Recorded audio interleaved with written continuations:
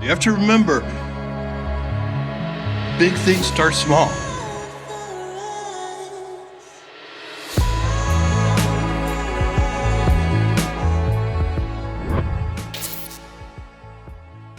I believe on the longest time frame, and I really here I'm thinking of a time frame of a couple hundred years. So over many decades, I believe, and I get increasing conviction with this with every passing year, the Blue Origin, the space company, is the most important work I'm doing. You never know exactly, you don't choose your passions choose you, how they are formed, you're never completely sure, but I do think you get imprinted somehow early on with certain things, you just get excited about them, and because you're excited, you pay more attention, and they grow.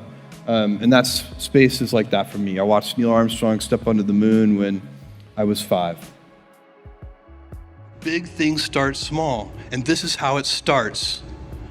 And we are going to build an infrastructure, just like when I started Amazon, I didn't have to build the Postal Service or Royal Mail or Deutsche Post. There were already gigantic worldwide infrastructure to deliver packages. That infrastructure today is for space just way too expensive and it doesn't work. But if we can practice with this suborbital tourism mission and continue and build bigger and bigger vehicles, timelines on Neil Armstrong and so on, I can't really give you because we don't know. But what I can tell you is we're going to keep working at those things step by step, ferociously. And I want to emphasize the ferociously.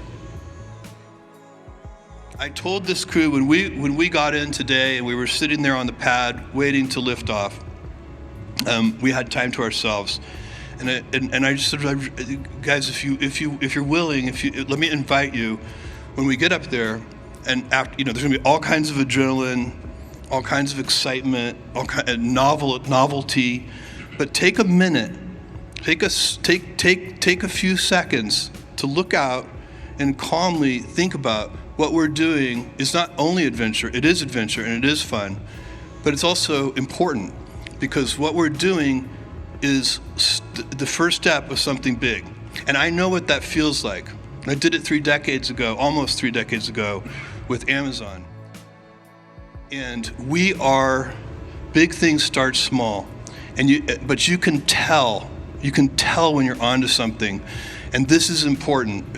We're going to build a road to space so that our kids and their kids can build the future. And we need to do that.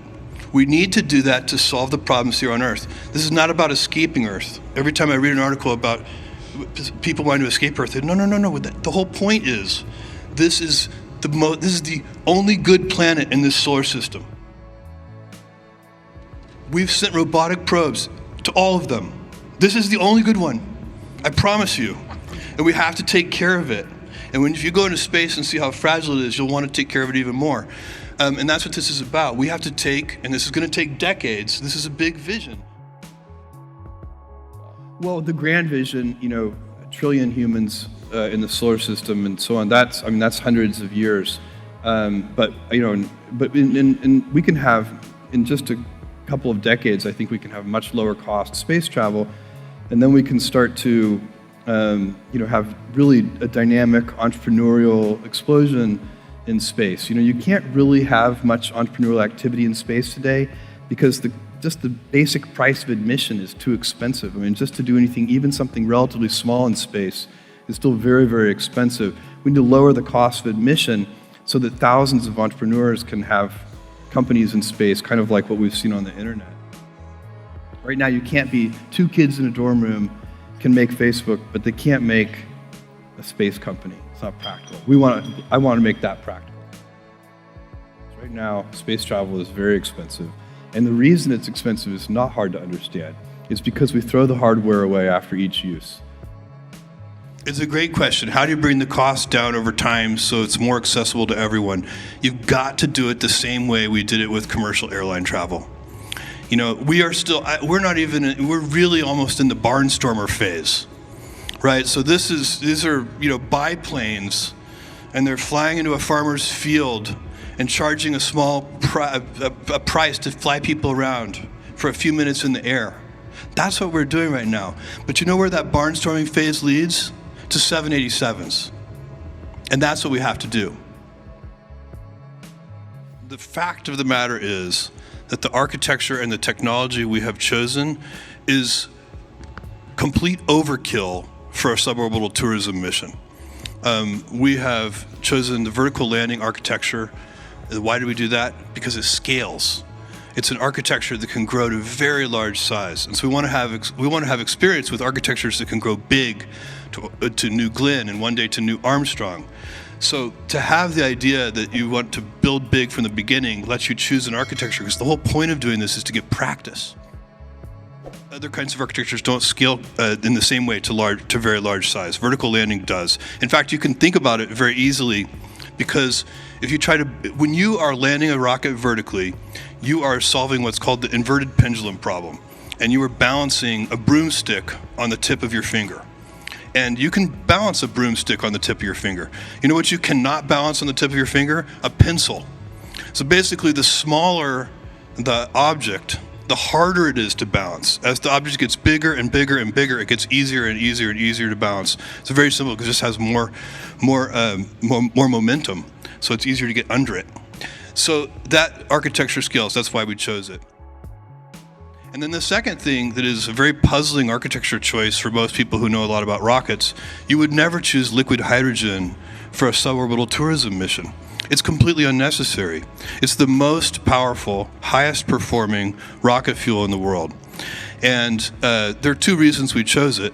The first is, again, practice.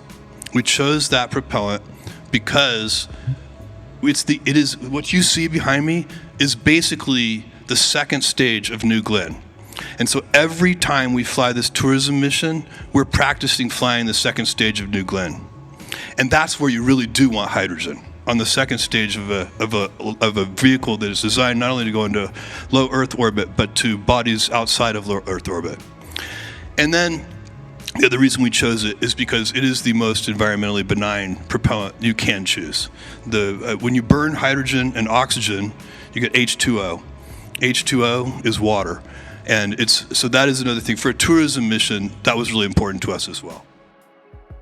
There's a very kind of common argument that's been around for a long time, actually kind of first popularized by Arthur C. Clarke, who said all civilizations become spacefaring or extinct. And this is the kind of Plan B argument that, when Earth is destroyed somehow, we better make sure that we don't have all of our eggs in one basket. And I hate the Plan B argument.